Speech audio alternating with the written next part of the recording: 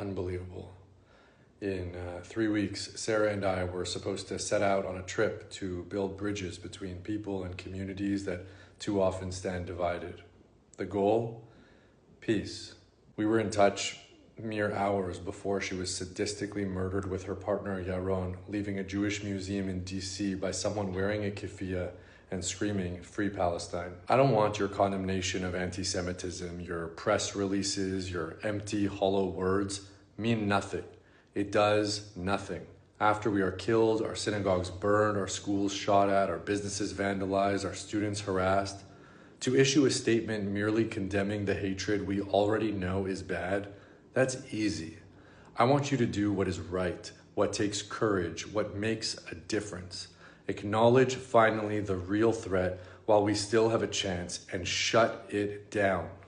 Free Palestine is a death cult, a human rights scam, an Islamic conquest movement hidden behind the language of progressivism, designed to dehumanize Jews and Israelis in an effort to kill us, conquer Israel, and make it look like justice.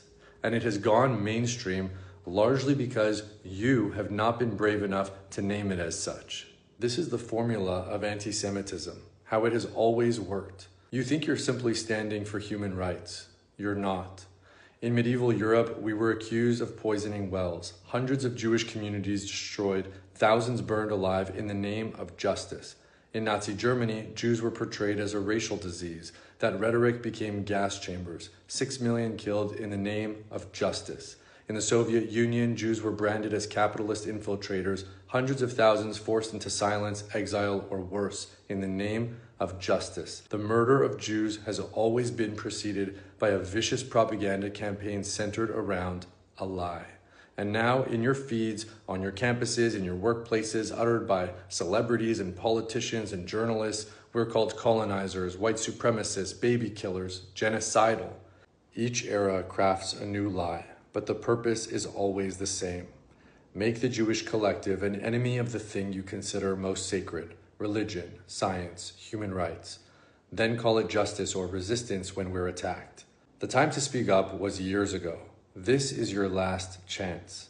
They have been laying the ideological groundwork for our execution for decades, and this is the inevitable outcome when you do nothing. And it can very easily become the norm. The norm that our grandparents and great-grandparents fled from. The terrorists live among us now. It could have been me.